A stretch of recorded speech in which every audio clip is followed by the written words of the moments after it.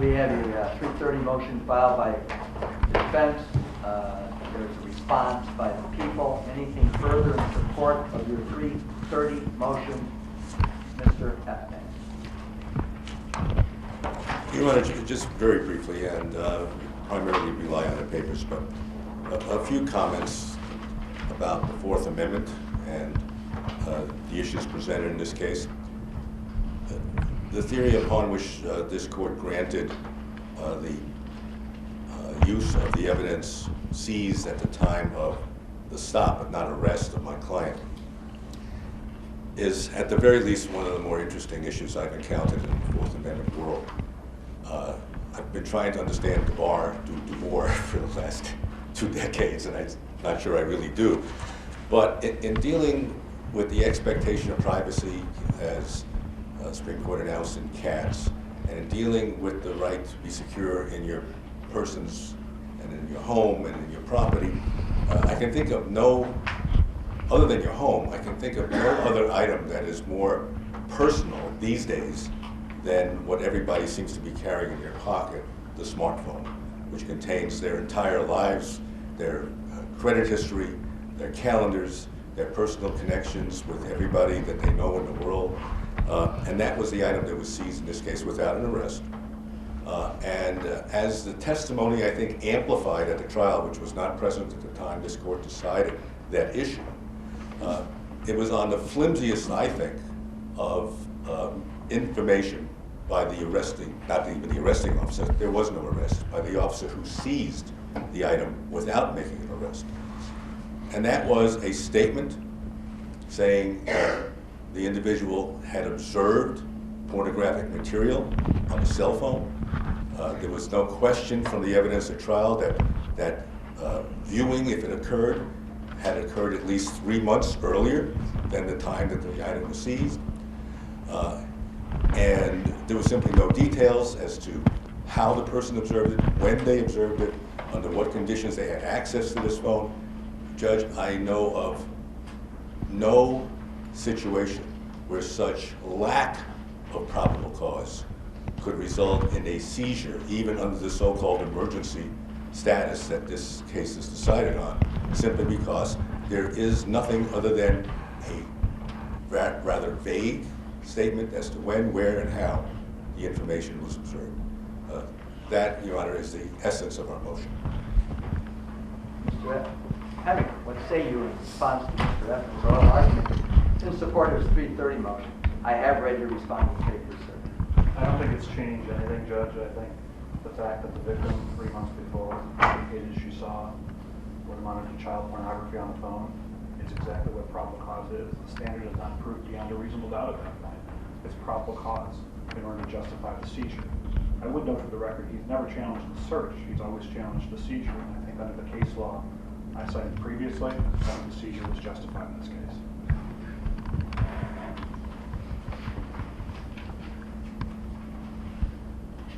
Well, by motion pursuant to CPL 330.30 sub 1, the defendant asked this court to set aside the judgment of conviction in his case. He claims in his motion papers that grounds appear in the record of the trial, primarily in the trial testimony of Officer Derek Henson of the Marionville, Missouri Police Department, which, if raised upon his appeal, will require as a matter of law that the appellate court reverse or modify the judgment.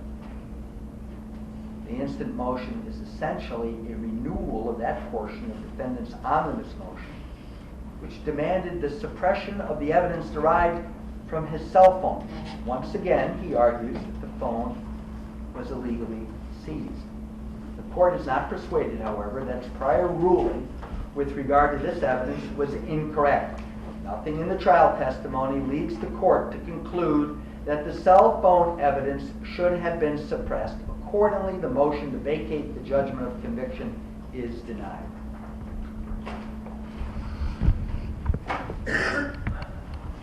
We will now move to the sentencing of Shayne Hildreth. Judge, I would ask the court to impose a maximum sentence under the law. On the criminal sexual acts, the maximum sentence is 7 years in prison, 10 years of post-release supervision. Under the use of a child in sexual performance as a sexually motivated felony. The range is between 3.5 and 15 years, with 5 to 15 years of post-release supervision. My understanding of the law, the unlawful surveillance would have to run concurrent with the use of a child in sexual performance, and endangering the welfare of a child is obviously a misdemeanor that would be subsumed. So the aggregate sentence that can be imposed is a 7 years on the criminal sexual act and the 15 years on the use of a child in the sexual performance. I would ask the court to impose that. This court sat through the trial, listened to the testimony, watched what the defendant had on his phone as well. This defendant set up a camera in his own daughter's room for his own sexual gratification. He did acts that I don't want to speak of again because I had to listen to him and listen to the victim testify to him. And I think the maximum sentence is certainly appropriate in this case, Judge. Yeah. Thank you, Your Honor. Certainly a difficult morning in Wyoming County Court, having sat through 2 prior matters as well. So I don't think, other than another trial, I've seen as an emotional morning and a difficult one for everybody concerned, especially defense lawyers, I think, in this venue. But as this court is well aware, my client has maintained his innocence throughout this process, and it's been a long process. So we're not into a situation where I'm talking about acceptance of responsibility or anything like that. That would be the normal situation in most of the cases resolved in criminal courts in this day and age, because most of those are based on pleas of guilty and not trials. The trial in this case, and I think both the victim and the assistant district attorney have mentioned the items that were on the cell phone being relevant to what they believe and what I believe entered the minds of the jurors at the time that they voted to indict on all counts that were before them. And as this court is well aware, what was on that cell phone did not necessarily relate directly to innocence or guilt of the crimes charged in the indictment, but related to other matters called ventimilia for purposes of law, as to showing the full nature of the events and to put a narrative into respect and to show some motivation, but not to the question of whether he was guilty or not guilty of the specific charges in the indictment. Without questioning the court's decision on the law as to whether that's admissible or not, I think all of us were well aware at the time that the decision was made to grant the district attorney's application to have basically child pornography on the phone unrelated to this incident presented to the jury could seriously impact the results of this case. And I know this court did everything possible to instruct the jury as to the limitations that they were to use with respect to that evidence. But humanity and the human condition makes it difficult, I think, for any lay jury to understand the fine art of law that is involved in distinguishing how to use evidence that they see. And at least in my mind, the evidence not related to guilt or innocence had a very, very significant impact on this verdict. The other question is also a question of law, because none of those photographs or materials from the cell phone, or for that matter, probably any of the materials seized during the search warrants of the Bliss residence, would have been received if this court had, I think, if this court had not admitted the use of the material in the cell phone, which we've already discussed in the 330 motion. So again, without questioning the court's decision, which obviously will be a subject of an appeal, but that's the way the process works. But those two decisions basically put us in a situation where innocence or guilt would be based on materials that were questionably seized, at least in my mind, and on evidence unrelated to innocence or guilt of the specific charges. Now again, these are appellate issues. I think this court is well aware that these are issues that any appellate lawyer would have to raise in this case. And both of those issues really turn on whether this trial would have gone forward as it did, and whether the result would have been as it was, had this court ruled differently. So the issues of law are significant. My client maintains his innocence. We understand that you sat through the trial. You have your own opinions on credibility. I'm not going to question those at all. That's up to this court. And this court has a jury verdict that will dictate that there was a finding of guilt on these charges. I asked the court not to impose the maximum sentences. I think the issues of law are real and are substantive and will obviously have to be addressed. But beyond that, Your Honor, I asked the court to be merciful, understanding, and it's rare that we stand here and hear a victim say, I still love you and I forgive you. And I'm asking for some forgiveness from the court as well. Mr. Hildreth, do you have anything you want to say to the court before I impose sentence? No, Your Honor. Well, I've been asked to understand. Nothing is easier than to denounce an evildoer. Nothing is more difficult to understand him. I am not capable of understanding the acts that you've been convicted of. The probation department, again, in the pre-sentence report, indicates that you are the epitome of a child abuser and sexual predator with a deviant sexual preoccupation. That you subjected your own child to forceful abuse. That you are a risk to your daughter, children, and society as a whole. You present as manipulating. Your claims are not believable. The defendant is violent and predatory.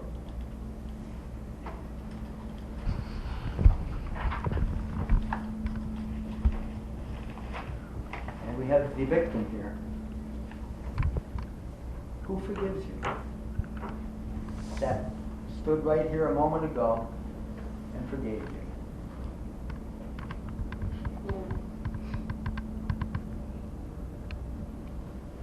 And hurt and pain and abuse, when not addressed properly, turns into bitterness and an unforgiving spirit. Letting go, forgiveness, releases the victim. No longer do you and the acts you committed define the victim. That person is no longer a victim, bound by self-loathing and bitterness, but is free to lead a good and fulfilling life.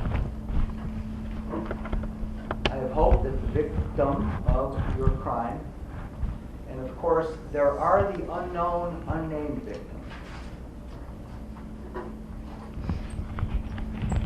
but we heard from the named and known victim, and she forgives you, which is going to allow her to continue in life and lead a life not bound and not defined by your horrific acts.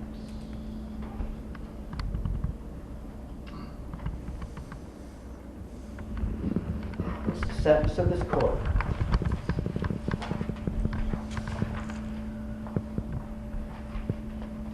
is based upon your conviction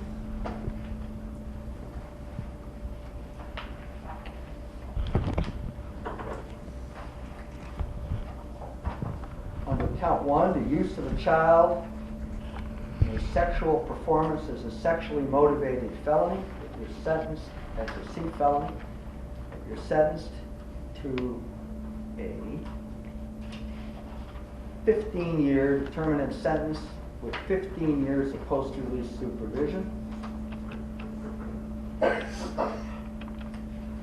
Under count 2, unlawful surveillance in the second degree as an E felony, you're sentenced to a state prison sentence of an indeterminate nature, 1 1/3 to 4, to run concurrent to the previously imposed sentence. Under count 4, endangering the welfare of a child as a Class A misdemeanor, you're sentenced to a 1-year definite jail sentence. And under count 5, criminal sexual act of the second degree, I sentence you to a 7-year determinate state prison sentence. with 10 years post-release supervision to run consecutive to counts 1 and 2. I imposed a mandated surcharges, $300, $25, $50 for the Sex Offender Registration Act fee, and $1,000 for the supplemental sex offender victim fee. There is an order of protection, Mr. Henry? Correct, Judge, I'm calculating the date as we speak. I will tell you that's the maximum sentence allowed by law.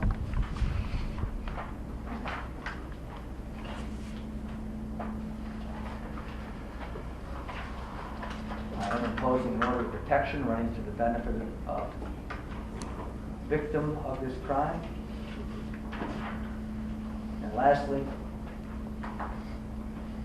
you have the right to appeal this judgment of conviction, sentence imposed in the Appellate Division, Fourth Department located in Rochester. If you wish to appeal, you must file a notice of appeal within 30 days of today's date. The notice of appeal should specify the judgment from which you wish to appeal. Your attorney will file the notice of appeal for you if you so request.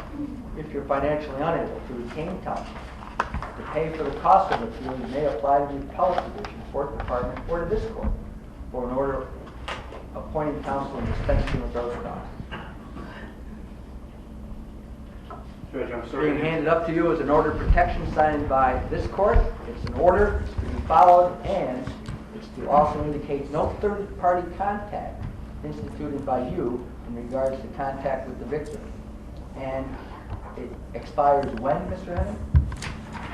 The date that I calculated is October 17th of 2058, giving him credit for the time that he's been incarcerated.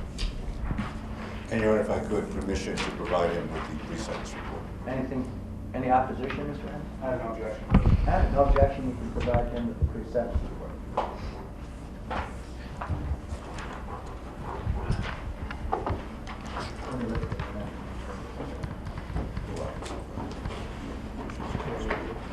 All right, we're going to take a brief break. We'll resume at 11 a.m. Thank you, Judge.